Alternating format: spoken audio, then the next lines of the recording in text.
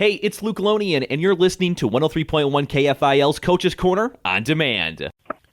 And welcome back to Coach's Corner. With us now, the head coach of the Fillmore Central Falcons. It's Chris Mensink. Coach, how's it going today?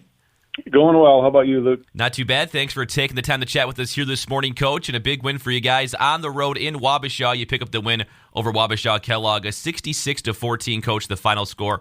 Take us to the game overall and how you thought the team played. Yeah, will do. Yeah, I thought we were clicking on offense for the most part for most of the night.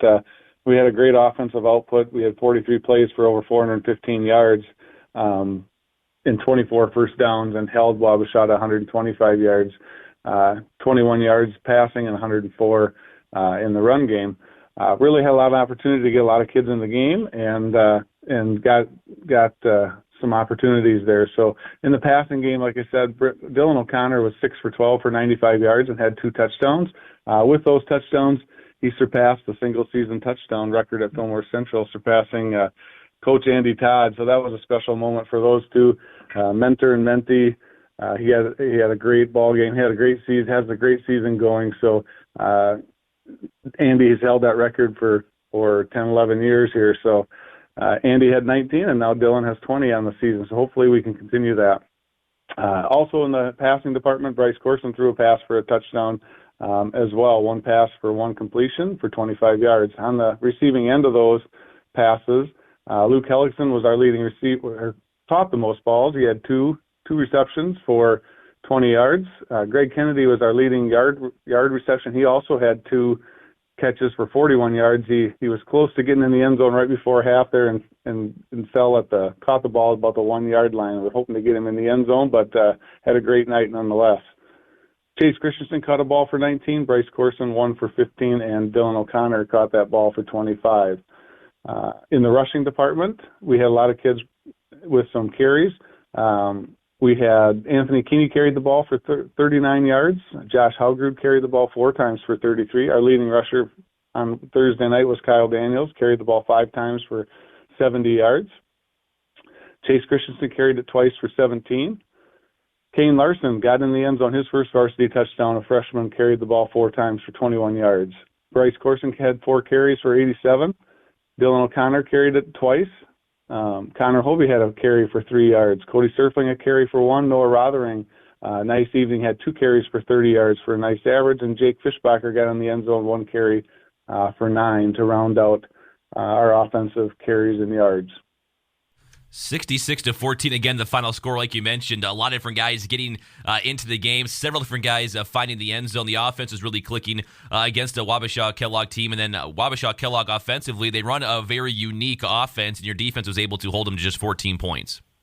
It is, and Coach Klingbeil and I were talking before the game. We talk about Section 1 in our district, and we see a little bit of everything from spread to veer to the single wing. We get a lot of opportunities, and our defense, gets an opportunity to see a lot of things. So if you can come out of Section 1, you're battle tested, and your defense is usually pretty sound and able to line up against most anything you're going to see in the playoffs. So, this is definitely a unique week. There's some gimmick things, and if you're not prepared and ready, you can get caught off guard and give up some big plays. So I thought our defense did a great job of recognizing things, reading their keys, and getting to the football and gang tackling, and we did have finally our first defensive touchdown of the season.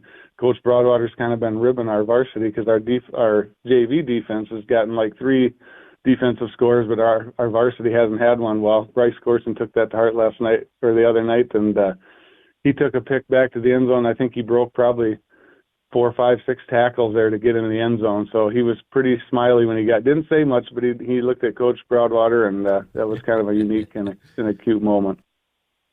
Very cool to hear that again. 66-14, the final score, Coach. Your defense has been good all season long. You're allowing just 9 points per game. The offense scoring about 37. Looking at the season as a whole, Coach, you must be pleased with how both sides of the ball are playing. Yeah, this is a special group. We had a good taste of that, what was coming last year, and our kids put in a lot of work in the off season, and I'm very proud of them, and I'm happy for them. But again, they're on track for reaching a lot of their goals, and they're going to continue to work to get better because Game 7, and with the final regular season game coming up and the postseason starting, it's game by game. So you got to continue to get better, or your season's going to be done. So our kids are well aware of that, and they're going to continue to work to continue to improve. Coach, you mentioned it, just 1 week, one game left. It's a short week, short turnaround, Wednesday night game. You're hosting Winona Cotter. What do you expect to see from the Ramblers? Well, yeah, so it's a real contrast in what Wabasha likes to run the ball, and it's a very unique offense. Well, now coming this week, we have a short turnaround, and Winona Cotter's got a great quarterback and a lot of different weapons. I think they have 8 different receivers that catch the ball. One of them, their leader, I think, is averaging 8 catches for over 100 yards a game this year. They spread it out, and I think there's been a few ball games where they've only ran it 4 or 5, 6 times. So the ball is going to be in the air, and our kids got to be ready to defend the pass this week. So it's going to be a different prep this week, which is, like I said, in our district, you're going to see a lot of different things, and you better be able to adapt to both and defend the run and the pass. So it'll be a good challenge for our kids this week. Chris Mensink with us, the head coach of the Fillmore Central Falcons. They're 7-0 now on the season, coming off that 66-14 win over Wabasha-Kellogg last week. They take on Winona Cotter next week at home. Coach, it's a unique time of year. Obviously it's every season, but it's those short turnarounds. The Thursdays to Wednesdays, then to Tuesday. What's so difficult about these 3 games really crash course together in a short amount of time? Well, I think number one is you got to keep your kids healthy and take care of their bodies and listen to their bodies. And it's not this time of year where you can have the 2-3 hour practices. It's wearing on those kids. The ground's getting harder, and in the short turnaround, you got to make sure everybody's feeling right. I think that was one of our goals coming out of this game this week. Is first of all, we got to make sure everybody's healthy. You want to get the win, you want to be healthy, and listen to your kids. So I think that's the main thing with these short turnarounds. That's part of the reason our district went to that Thursday night game, to give that body some more recovery time. When you go from now, we can go from a Thursday to a Wednesday to a Tuesday, rather than you get 3 games in 10 days. That's tough on kids in a physical sport like football. Chris Mensink with us, the head coach of the Fillmore Central Falcons. Coach, anything else you want to add in here as we wrap things up? Yeah, again, I just want to thank our parents. They always travel well. They make the trip in the middle, on a school night down to Wabasha to cheer these kids on, and we sure appreciate that, and are always so well taken care of. I want to thank the Shopskys and the Craigs and the Iversons, Jess and Lee Larson and Nate and Cassie Mandico for the wonderful pregame meal. I think I'm still full. And then also want to thank the Fishbachers, Lads, Mayers, Gosmans, and Ristows for the post-game meal coming home from Wabasha.